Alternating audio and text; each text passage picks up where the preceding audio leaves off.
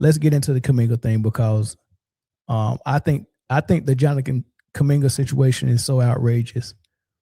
And I did a lot of videos talking about the Warriors and Bob Myers and Steve Kerr, Kuminga. Like I've been talking about them off and on a lot. And it's funny, man. So much of stuff that I be saying, just it just sometimes it comes to light, and then everybody is able to see it, and I'm like, well, I saw it last year, 2 years ago. But what I saw from this Kuminga situation, the first time he started getting benched, I already knew what it was because I seen this play before. I knew what was going on. They was trying to shape and mold Kuminga into something that he didn't want to be, which is the same thing they did to James Wiseman. And when James Wiseman, pretty much just what it was, Kevon Looney gave up, like it gets to the point where if you're a big man for Golden State, I don't even think they want you working on your game. They just want you to rebound, play defense, and just, set screens and find Steph. Like, when you're a big man, we're not throwing the ball to you in the post. You're not going to go get your own bucket. If you get a lob off of Steph gravity or some type of pocket pass for a dunk or whatever, so be it. But they really discourage scoring from anybody other than Steph and the co-star. And back then, that was Steph and Clay. And I wouldn't even say it wasn't bad during the championship years as it is now. And I think when Mike Brown was still with the Warriors and he had competent assistant coaches with him, I think the coach for the Cavs was on that staff. They had I forgot his name, but the coach for the Cavs, Mike Brown, who's a defensive genius and X and O coach as well, coming under the Popovich tree. Like, he had competent people around him, and I think that helped him a lot. And I don't think he had those guys around him no more. So all he knows is this Steph system, and he can't figure out how to get offense generated for nobody else but Steph. And they got to figure out how to win from that. And they want everybody to be a robot like Draymond and just, hey, man, set screens, rebound, you know what I'm saying? Just look for Steph. So if you got a mindset of the way I can help Steph is I can do what I'm good at. And some people feel like they're good at scoring. And Kuminga feel like, hey, I have an advantage. I'm the best athlete on this team. I'm the fastest player on this team. You know what I mean? I got my youth about me, and I got an offensive mind. Let me help Steph by doing what I can do well. Same thing Wiseman wanted to do. Same thing Michael Porter Jr. really wanted to do. At least they let Michael Porter Jr. start and score. You know what I mean? But they just didn't feature him. They didn't have no plan for him. Hey, man, you get your 18 points off catch and shoots. It is what it is. And now he's more happy in Brooklyn because he get some freedom. And now that Jokic is hurt and Adam is letting people get freedom like Watson, you see everybody stepping their game up because I have freedom. Right? There's no freedom in an offense where you're just featuring one guy and everybody else is supposed to get their buckets and their shots off their gravity or off their assists. It's very weird. So it's very odd that Kuminga, while he's going back and forth he's butting heads with Steve Kerr, he's trying to get in the lineup and stay in the lineup. Steve Kerr is trying to get him to play like Draymond, which is the same thing he did with Wiggins. Remember when Wiggins was just this great, like a really good scorer, getting the ball in the mid post, low post, on the wing, taking people? Man, they came and transformed him into a whole power forward, into a Draymond Green 2.0. Just play defense and and it's gonna take him a while to find himself again. He in Miami and ain't like it's crazy. You know what I mean? But they wanted to turn him into that. Now they're shaping Butler into that. But Butler's comfortable with that. You get what I'm saying? He ain't got no problems with it.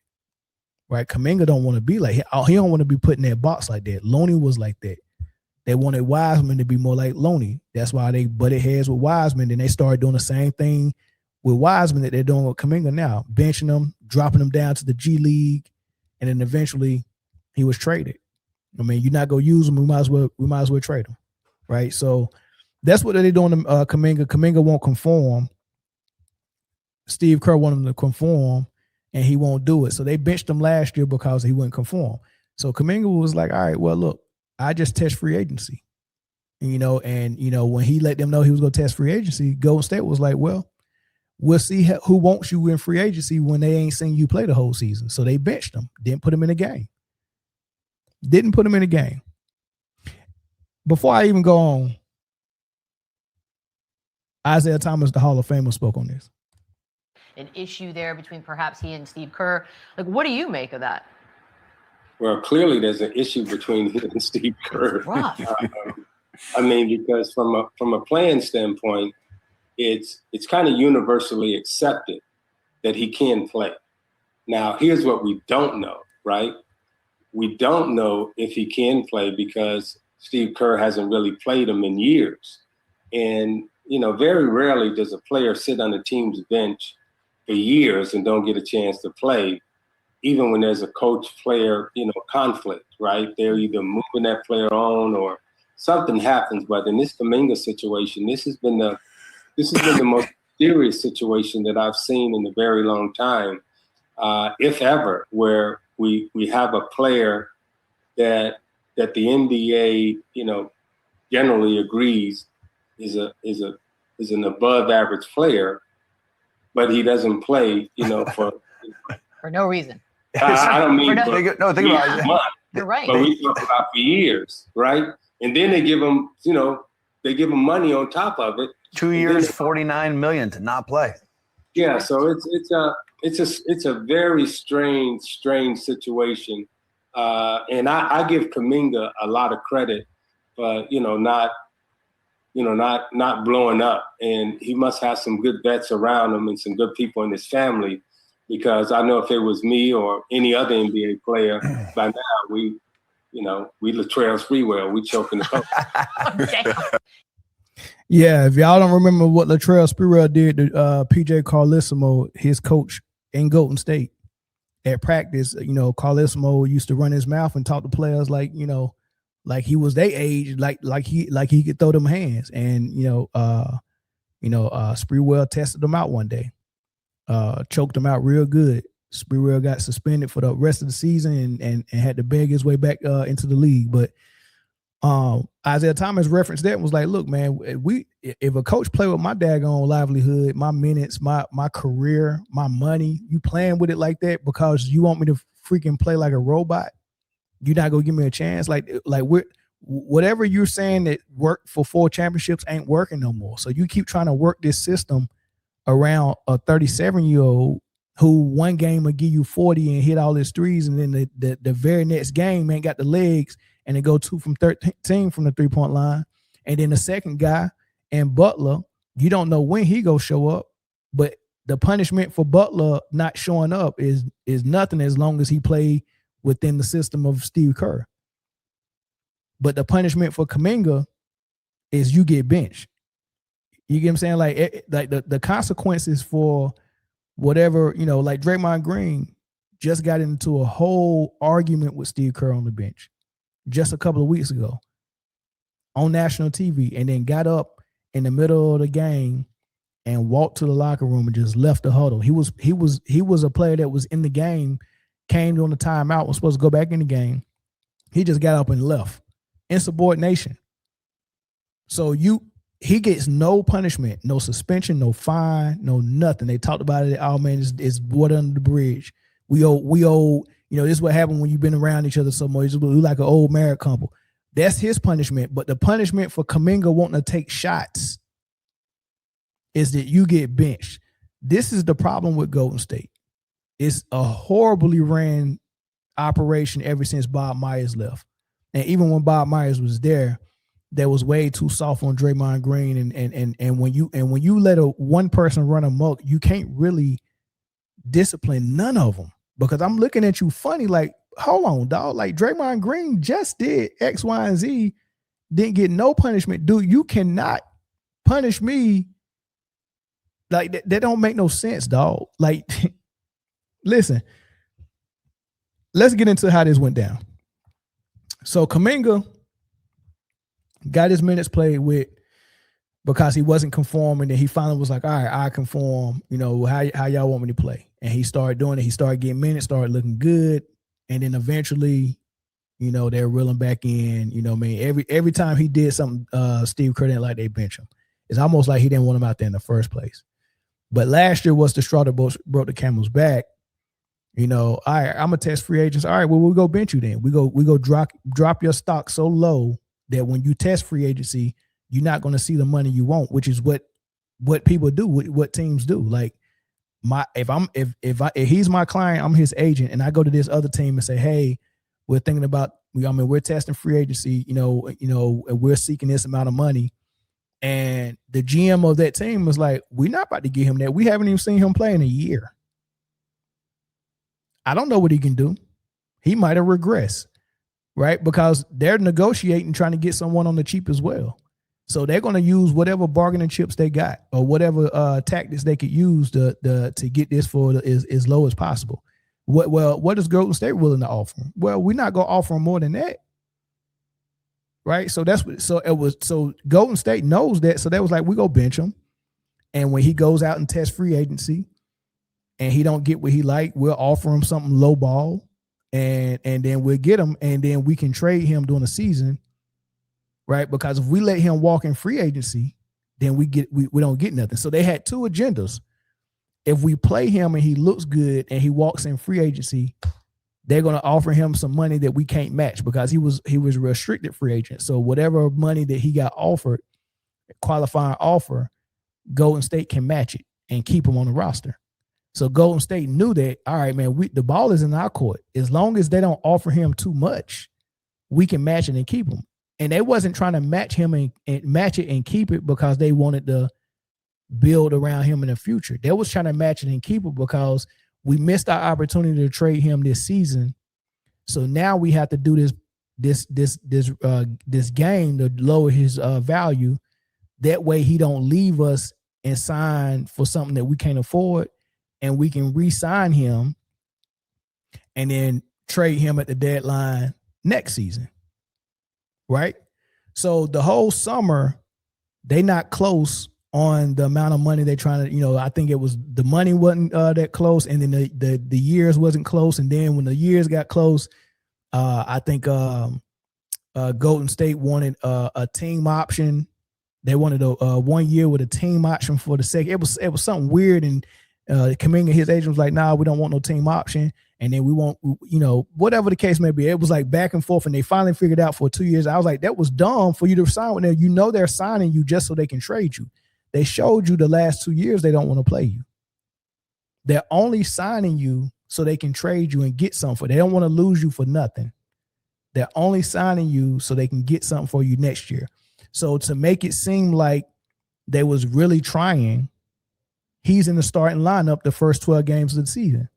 So, we signed Kuminga. That's all we wanted was to sign him. Now he's in the starting lineup. But the true colors showed when they started out in 6-6. So you start out 6-6, and the scapegoat and the reason for Jonathan Kuminga, Steve Kerr kept saying all this stuff in the media. Some guys got to do X, Y, and Z, and some guys think they can blah, blah, blah. Everybody knew they was talking about Kuminga.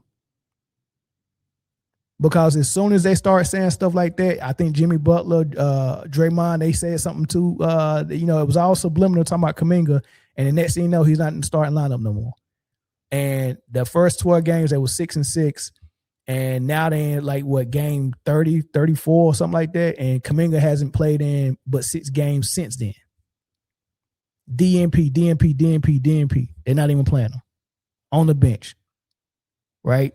And what I think is really going on, they didn't want to keep him and play him, but they didn't want him to walk for nothing. So they tricked him into signing. Then to make it seem like they really was committed to him, they put him in the starting lineup. But the first sign of adversity, they blamed him for it and benched him. So his punishment, first and foremost, they go 6-6. They're playing 500 basketball, And the punishment is Kuminga, you get benched and you can't get back in. You got to earn your minutes back. Why am I the only one getting punished for us being 6-6? And why is my punishment always getting stuck at the end of the bench? Why is that always my punishment? Like, it don't make no sense. Here's Steve Kerr with his owl-looking face trying to explain this to a radio station for Golden State. And Steve, I'm going to annoy you here with this question. I'm willing to do it, though, because it's so noticeable that when the bench gets emptied, there's still one guy that doesn't come off the bench. So even in what they call garbage time, why does Jonathan not go in at that point? I'm just going to say it's a difficult situation. I think you guys know it. Everybody knows it. I'm just going to leave it at that. It's a difficult situation.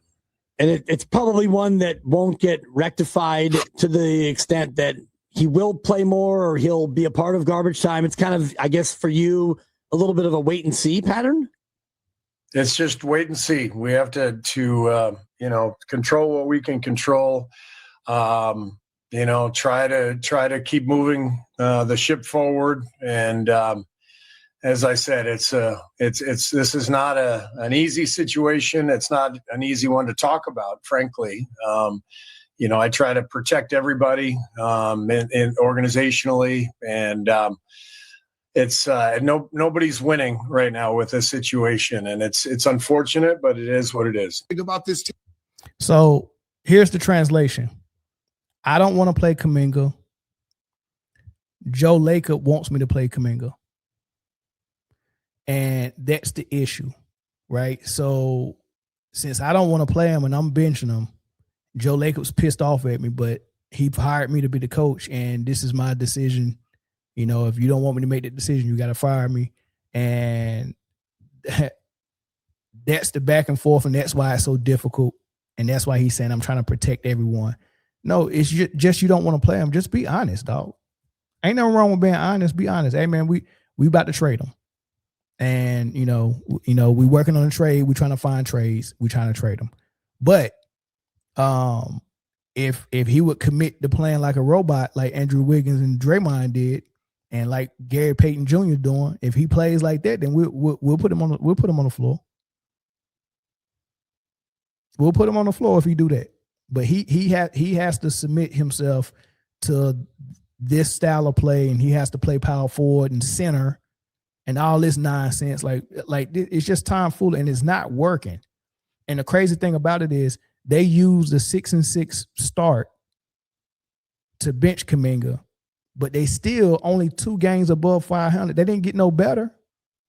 They still playing 500 football basketball.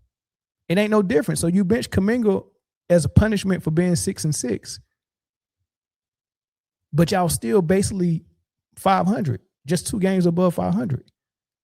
And y'all still average and still don't look good. Now y'all looking for another trade at the deadline to come and save y'all. I thought Jimmy Butler was the savior last year. I thought that was the trade that saved y'all. As soon as he got here, he got his extension. Imagine Ben Kuminga he was the last rookie in his class that was drafted in the lottery to get an extension. And he had to fight for it all summer. And all while he been fighting for it for 2 years to get an extension, Jimmy Butler shows up, and he had already had an extension worked out before he even signed, before the trade even went down with Golden State. Soon as he signed with Golden State, he signed an extension. Soon as the trade went down. And imagine looking at the guy at my position, you go and get him like he's the savior. He gets an extension. And as a rookie, I ain't even got my rookie contract extended, but every other rookie in the lottery in my draft class, I already got extended. And you just bought a guy in my same position. And then the crazy thing about it is when Steph Curry got hurt against Minnesota in the playoffs, and we was like, all right, Jimmy Butler's the number 2. He got to go off. Let's see playoff Jimmy. Playoff Jimmy didn't even shoot more than 9 shots that first game without Steph. They had to put Kuminga in the game. They benched him all the second half of the season. And because Jimmy Butler was gun shy, they had to put Kuminga in, and Kuminga came in and was averaging 24 points, 25 points in 30 minutes. That simple. Ain't played since the All-Star break, got in that quick and was the best player on the team. Jimmy Butler, the guy that you brought in for my same position, didn't even freaking pull it. He didn't even put, he was gun shy. You had to put this guy that you claim ain't good for the team. You had to put me in to have some type of offense. Ain't that crazy? And I can't get an extension, but he got one.